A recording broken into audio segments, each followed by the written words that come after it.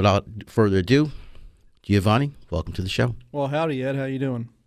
Man, I can't complain. Obviously, a little wet here. Feel like I'm about to grow gills, but for the most part, we're good. So, what do you have for us today, Giovanni? So, the first few weeks that I've been chatting with you guys, we've been talking mainly about social media and about Facebook. And so, I want to flip the table here a little bit, and let's move over from the social side over to the good old-fashioned search engine optimization and Google in particular. Well, Giovanni, not to just break in there for a second, which I just did anyway, but a lot of people have issues with SEO. They think that it may be some magic fairy dust or something like that.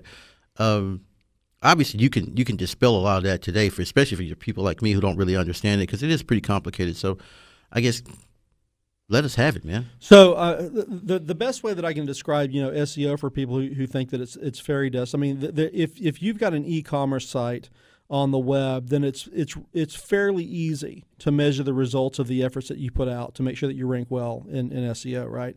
When you've got something where you're doing either services or you're doing point of sale that is in a brick and mortar establishment, then it's a little bit more difficult to kind of tie the action of doing the SEO and the marketing to the actual sale of the product or service. Not impossible. I mean, there's certainly plenty of indicators that can tell you whether or not you're moving in the right direction.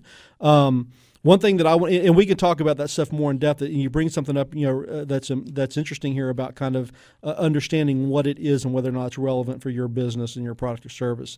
But I want to get a little bit into the weeds today and talk about one thing specifically that came up this past week when I was speaking to a client, and that has to do with links on the internet. One of the oldest tactics in search engine optimization, from the very beginning of this becoming an industry, was developing links from one's website over to your website in order to give Google an indication of the value of your content and whether or not you are reputable or not, right? Now, in this time, when this day and age, when we're talking about Facebook and Snapchat and Instagram and Twitter and all this other stuff all the time, a lot of the things that are tried and true kind of foundational marketing tactics online, it's not that they necessarily lose favor, but they're just not as sexy to talk about anymore, right? So we forget about the fact that, there are things you need to be doing that are very foundational to your digital marketing that, right now in 2018, one of the hottest topics in online marketing is AI and chat bots on Facebook and different groups, right? And when people come to me and they want to talk about that, the first thing I ask is your search engine optimization in line? Do you have an email marketing list? Are you developing out that email marketing list? How is your general customer service? I mean, there's so many other things that are foundational to having a healthy business and a healthy brand before you jump all the way over to talking about chat box on Facebook, that I wanted to kind of come back and say, let's talk about links, one of the most basic things you do online in your digital marketing. And I want to tell, especially with the audience here, that you guys and gals are business owners and CEOs. You guys aren't digging the ditch with this stuff, but I want to give you some things that you can go to the folks that you have doing the work for you and ask them some intelligent questions about what they're doing for you in your business, and get back, hopefully, some intelligent answers about either A, and we don't do it anymore because it's not fun, or B, yeah, we're doing that and here's the results of it, right? So let's talk about links today. Links are what we call off-page SEO.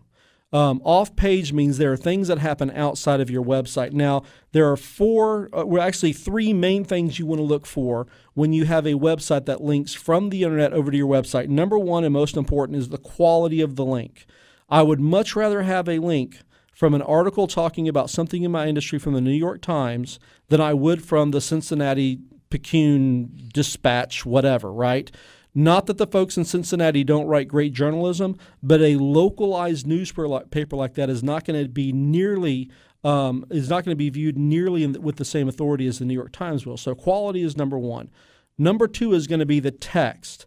The words that are used in that link that go from your website that go from the other website to your website need to be descriptive of the product or services or something that relates to your business.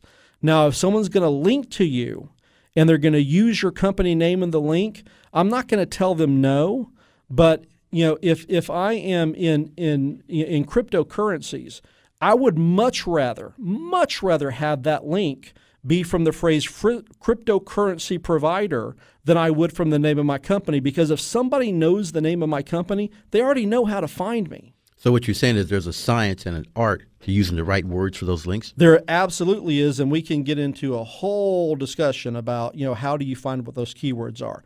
The short answer is find a phrase that describes what you do as opposed to the name of your business. You're going to be better off because that phrase that describes what you do is a signal to Google that says you're an authority in that area, and that's the golden ticket. Number 3, the thing we want to look for is sheer numbers. Once I take care of quality and once I'm able to define the text that people link to me at, I want as many of those high quality relevant links as I can get.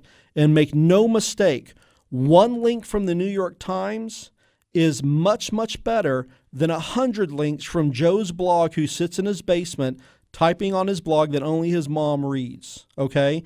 I don't care how many free, cheap links you can get. They actually can hurt you because Google knows that website is trash. And you're hanging out in that neighborhood, and Google assumes that you're going to assume that same kind of content. You don't want those links. And when you get into advanced kind of link building and search engine optimization, you want someone to spend some of their time trying to tell Google, I know these people link to me, but we don't approve of that link. You don't have to go tell them to take the link down, but there is a way for you to tell Google, don't give me credit for that link. And it's funny how you can have an entire part of your marketing plan that disassociates yourself with stuff on the internet that can help you in the search results. And that gets into the 2 big things you don't want to have. You never want to pay for a link. I don't care where it comes from.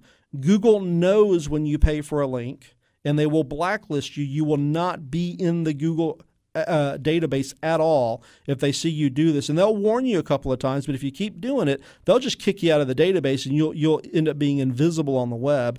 And number 2, you want to make sure that you're not going out and getting spammy stuff. And so what's a spam link?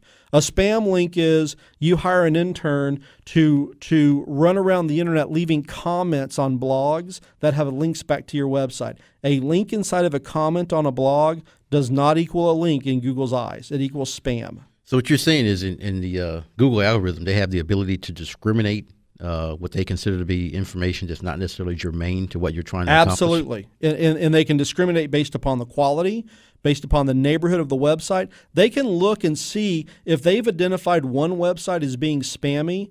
They know that if other websites sit on that same physical computer, that server, they will assume that the rest of those websites are part of the same enterprise, and they will lose credibility as well. So they could track the IP address of that link and they can track the address of the individual network card in the machine. Wow. I mean, because you can have 100 websites using a similar IP address, but each computer that has a separate network card in it, there's a MAC address in that card that Google knows exactly which physical computer that website's sitting on. That's kind of scary. Giovanni, we have about 30 seconds to a minute left here. What can people do to avoid these kind of mistakes when they're using an SEO program?